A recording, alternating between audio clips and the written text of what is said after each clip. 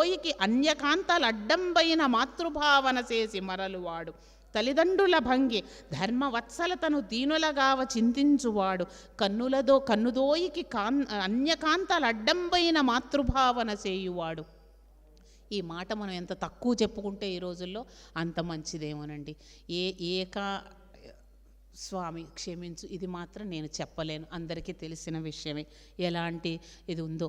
కానీ క్లుప్తంగా ఒక్క కథ మాత్రము ఇది వ్యాప్తి చేయమని చెప్పి వ్యాప్తి చేస్తారు పిల్లలకి తల్లులు అనటం కోసం సమయాభావం కాకపోతే ఒక్క కథ మాత్రం చెప్పదలుచుకుంటున్నాను ఈ యొక్క పంక్తికి సంబంధించింది కాబట్టి.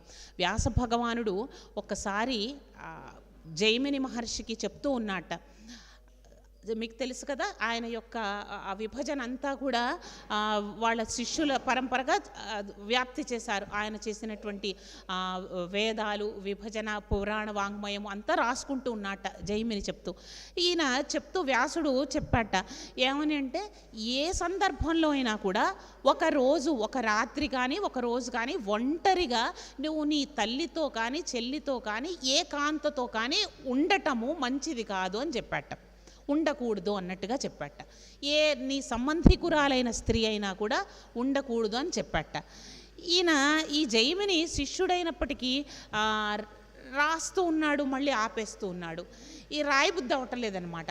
ఈయన గమనించాడు వ్యాసుల వారు, ఏమిటి రాయబుద్ధి అవటం లేదా అంటే, ఏంటి మాస్టారు ఇలా చెప్తున్నారు, ఏమిటి ఇలా బాగాలేదు, చాలా ఇదిగా ఉంది, తల్లి చెల్లి వీళ్ళందరూ సంబంధికులతో ఒక రోజు ఉండకూడదు అంటే నాకు రాయబుద్ధి అవటం లేదు అని అన్నట్టు. అవునా, సరే మానేసే, రాయొద్దు అని చెప్పట. సరే వ్యాసుల వారు ఎప్పుడో ఆయన పర్యటనకు ఆయన వెళ్ళిపోవటం జరిగిందిట. ఆయన ఒక్కడే ఆశ్రమాన్ని చూసుకుంటూ జైమిని మహర్షి ఉన్నారట. రాత్రి అయింది, వర్షం పడుతూ ఉంది. ఒక స్త్రీ ఆక్రందనలు చేస్తూ వచ్చిందిట, నాకు వర్షం పడుతోంది, నన్ను ఒక చోటు నాకు ఒక చూపించు, నేను ఉండాలి, ఈ రాత్రి గడిచిన తర్వాత నేను వెళ్ళిపోతాను. ఈయన నిష్ఠాగరిష్ఠుడు కదా, పైగా గురువుగారు లోపల ఇంత బాగా ఎక్కించి పెట్టారు. లేదమ్మా, ఇది ఆశ్రమవాసులు ఉండే స్థానం, నీకు మాత్రం నేను చోటు ఇవ్వను అని చెప్పారట. ఏమయ్యా నువ్వు, ఏం మనిషివయ్యా నువ్వు, ఏం మహర్షి, జైమిని మహర్షి, పెద్ద పెద్ద బిరుదు ట్యాగులు ఉన్నాయి నీకు, సాక్షాత్తు వ్యాస భగవానుడి శిష్యుడివే, మానవత్వం లేదా నీకు, తడిసిపోతున్నాను, ఒంటరిగా ఉన్నాను, భీతి బయటంతా అని చెప్పిందిట. సరే ఈమెడు వదిలేటట్టుగా లేదు అని చెప్పి, సరే ఆ రూమ్ ఏదో ఉంది, తాళం తీసి పెడతానమ్మా, అందులో ఉండు, నేను వచ్చి తలుపు కొట్టినా కూడా నువ్వు తలుపు తీయొద్దు అని చెప్పాట. సరే ఉందిట.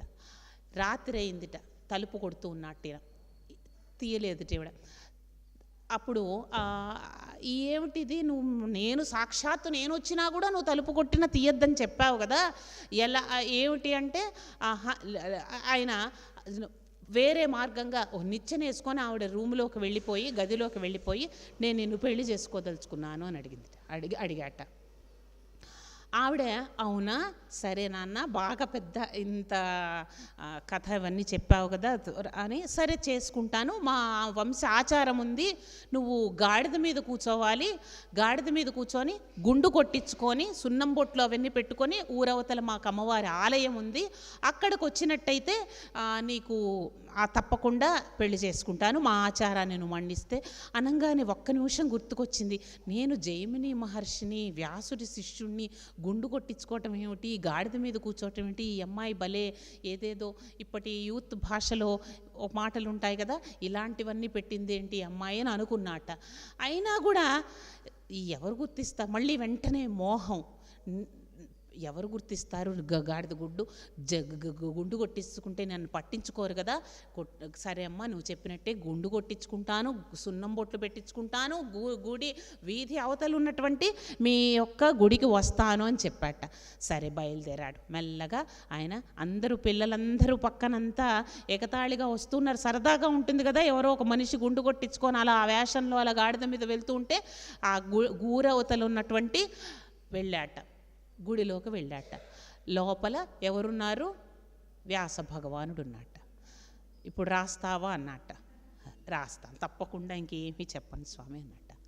ఎంత స్త్రీ పురుషుల యొక్క మాయ మోహన్ రూపంలో ఎంత బలంగా ఉంటుందో చెప్పటం కోసం చెప్పినటువంటి మహా అద్భుతమైన కథ.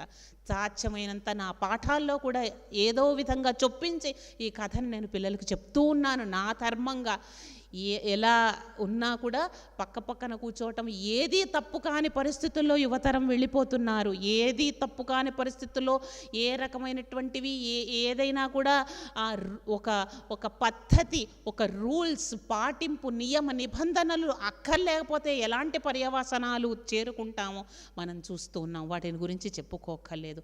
అలాంటివి ఎంతటి అవసరమో, ఎంతటి ఉన్నత స్థాయిలో స్త్రీని చూడాలో ఈ పంక్తిలో మనకు చెప్పబట్టడం జరిగింది. వేరే పరస్త్రీ తన భార్య కానీ ఏ స్త్రీ అయినా కూడా మాతృ రూపంలో భార్య కూడా మాతృస్థానంలోనే అమ్మలాగే ప్రేమిస్తుంది భార్య కూడా అని ఎంత గొప్పగా చెప్పబడినదో ఈ పంక్తిలో మనం తెలుసుకోవచ్చు. తల్లిదండ్రుల భంగి వత్సలతను దీనులగావ చింతించువాడు, అందరినీ కూడా గౌరవించి ముఖ్యంగా తల్లిదండ్రులను ఎంతో ప్రీతిపూర్వకంగా చూసేటువంటి గొప్ప పుత్రుడు ఆయనకు కలిగాడు అని చెప్పాడనమాట. సరే, ఇంతటి వాడు కలిగిన ఈయన రాక్షస బుద్ధి తెలుసుకోనియదు కదా. ఈయన మాత్రం ఏం చెప్పాడు, లేదు నాన్న నిన్ను రెసిడెన్షియల్ స్కూల్లో వేసేస్తాను, టెక్నో స్కూల్లో నువ్వు మంచి ఫస్ట్ నెంబర్ 1 ర్యాంక్ రావాలి, నువ్వు చదవాల్సిందే, మాకు పేరు అందరూ పేరు మీ అమ్మ పేరు నా పేరు పేపర్లో రావాల్సిందే అన్నట్టుగా ఈయన ఏమన్నట్ట, నువ్వు సరే బాగుంది స్వామి, చదువని వాడు అజ్ఞానుడగు, చదివిన సదసద్వివేక చతురత కలుగున్, చదవగ వలయును జనులకు చదివించద నార్యులద్ద చదువుము తండ్రి. నువ్వు వీడి దృష్టిలో ఆర్యులు ఎవరంటే టెక్నో స్కూలే అనమాట. భౌతికమైన విద్యయ్యా. నువ్వు ర్యాంకు తెచ్చుకుంటేనే, నువ్వు ఈ విద్య చదువుకుంటేనే, నువ్వు పొద్దున్నే దండం పెట్టుకోవద్దు, దేవుడి దగ్గరికి వెళ్ళొద్దు, నీకు కనుక పరీక్షలు వస్తున్నాయా, నేను ఏ పూజ చేసుకోను, సత్యనారాయణ మన ఇంట్లో క్యాన్సిల్, పూజే నీ యొక్క పరీక్షే ఇంపార్టెంట్. ఎంతో బాధాకరమైనటువంటి విషయం అండి. ఒక ఆవిడ చెప్తోంది మొన్న, నాకు చాలా ఇష్టం అండి ఇంట్లో పేరెంటం చేసుకోవటము, కానీ మా పిల్లలకి డిస్టర్బెన్స్ అవుతోంది, అందుకని నేను పేరెంటం చేసుకోకూడదు అనుకుంటున్నాను. సిగ్గు లేదమ్మా మీకు అని నేను మనసులో అనుకున్నాను. పిల్లలు మట్టి ముద్దలు, మనం ఎలా తీర్చబడతామో అలా తీర్చబడతారు వాళ్ళు. నువ్వు చక్కగా పేరెంటం చేసుకో, వాడికి దానం ధర్మం, నువ్వు ఇచ్చే ఒక బత్తాయి పండు ఎలా ఇస్తున్నావో వాడికి కూడా దానం ధర్మం చేయాలని తెలుస్తుంది. నువ్వు చేసే ఆ శ్లోక పఠనం వల్ల వాడికి చదువుకున్నది గుర్తుంటుంది, దైవ రక్ష లభిస్తుంది కదండి. అలా కాని వాళ్ళందరూ హిరణ్యకశిపుడు లాంటి వాళ్ళే. నువ్వు వద్దు, భౌతికమైన చదువు ఏదైతే ఉందో అదే నువ్వు చదువుకో, నువ్వు అట్లాంటి వాళ్ళు నేర్పించే ఆర్యుల వద్ద నిన్ను చేర్పించేస్తాను అని చెప్పాట. ఏం చేస్తాడు పాపం ఆయన, ఈయన మాత్రం ఏం చదువు నాన్న నీకు అసలు ఎంతకీ ఎక్కదే. ఇక్కడ ఎంత గొప్పదో, తండ్రులు పిల్లలకు చెప్తారు, పిల్లలు తండ్రులకు చెప్పేంతటువంటి ప్రహ్లాదము ఏదో తెలిసినటువంటి కొడుకు అనమాట. ఏం చెప్పాడు, ఎల్ల శరీరధారులకు ఇళ్లను చీకటి నూతి లోపలంత్రెళ్ళక మీరు నేనను మతి భ్రమణంబున భిన్నులై ప్రవర్తిల్లక సర్వమున్ అతని దివ్య కళామయమంచు విష్ణునందుల్లము చేర్చి తాండవిండు ఉండుట మేరు నిశాచరాగ్రణి. ఎంతగో నాన్న, ఏంటి నాన్న నువ్వు అసలు ఎలా తయారయ్యావు, అంతా కూడా సర్వము అతని దివ్య కళామయము అని తెలుసుకో నాన్న.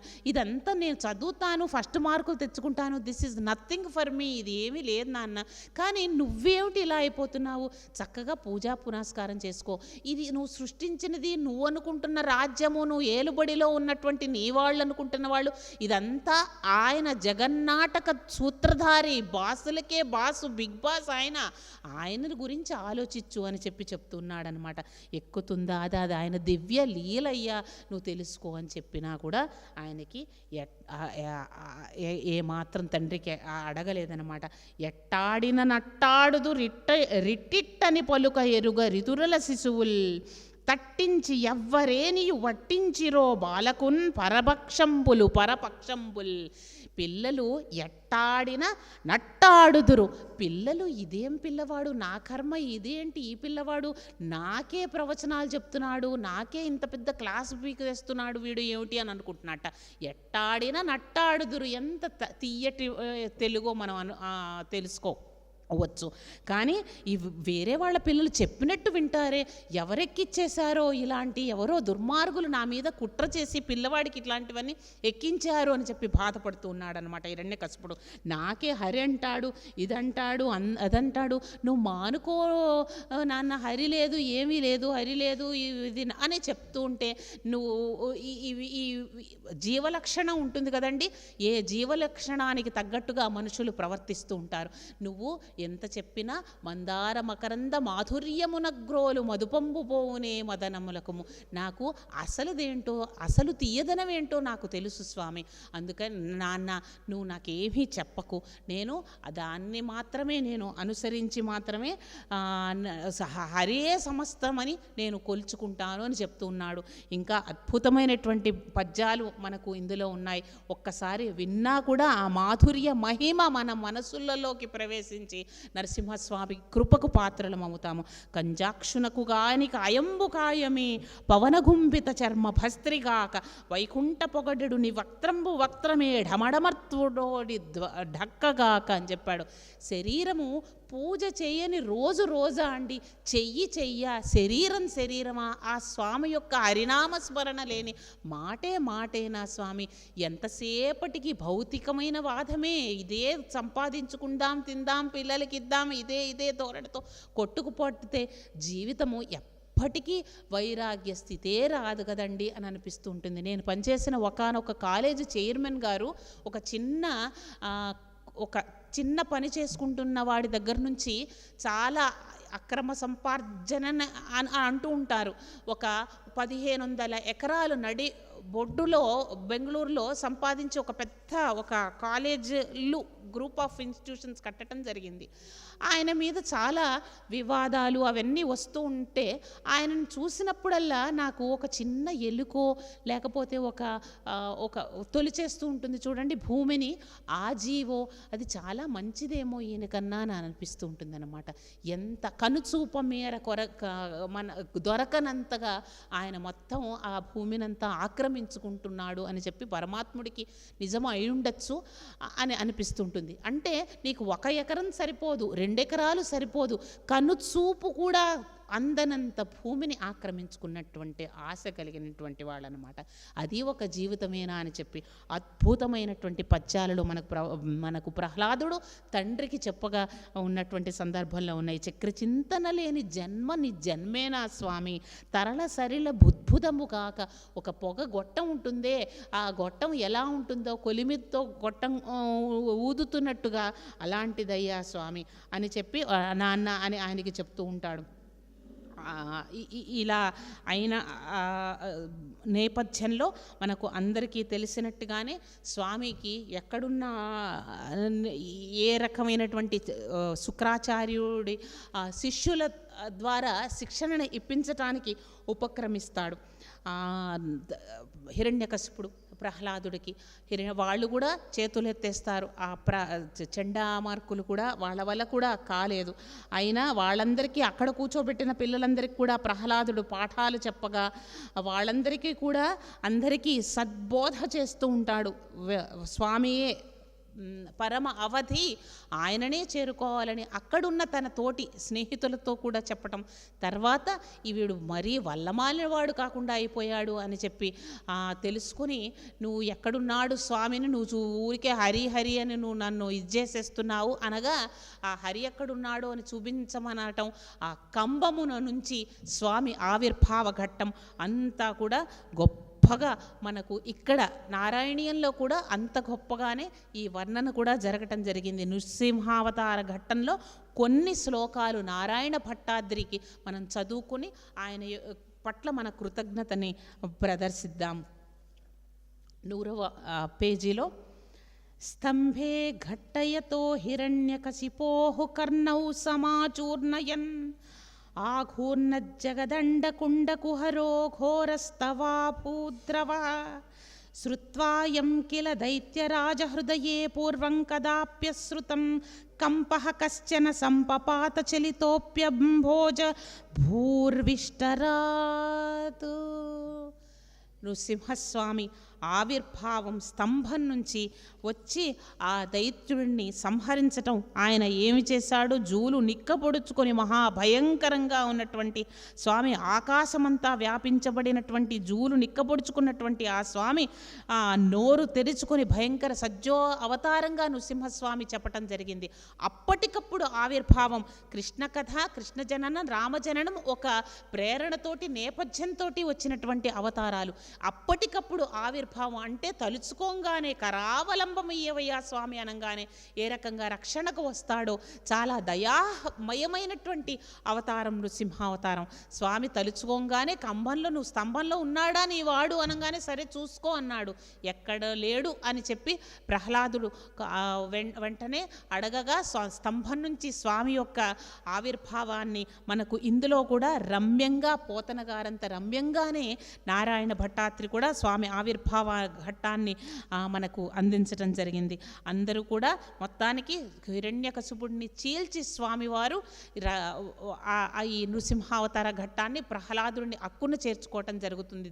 దేవతలందరూ కూడా నృసింహావిర్భావ ఘట్టాన్ని చూసి భయకంపితులు అవగా స్వామి మాత్రం, ప్రహ్లాదుడు మాత్రం చాలా ప్రేమగా నిశ్చింతగా ఏ రకమైనటువంటి చింత లేకుండా వెళ్ళి దగ్గర కూర్చున్నట్ట.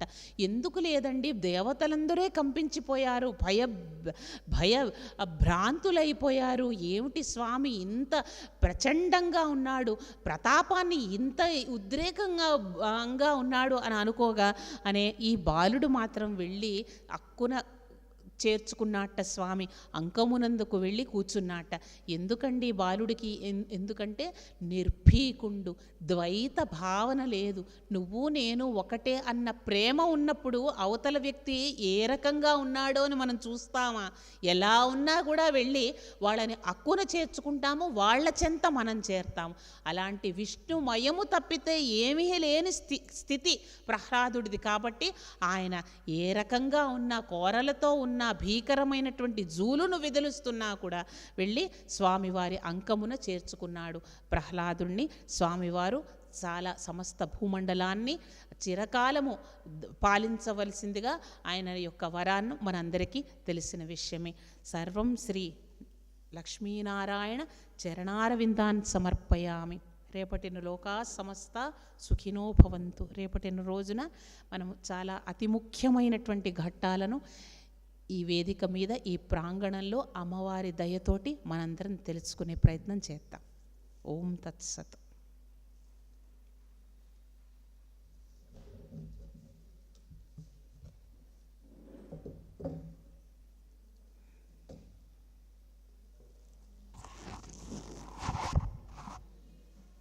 Thanks for watching. Please comment, like, share and subscribe our channel.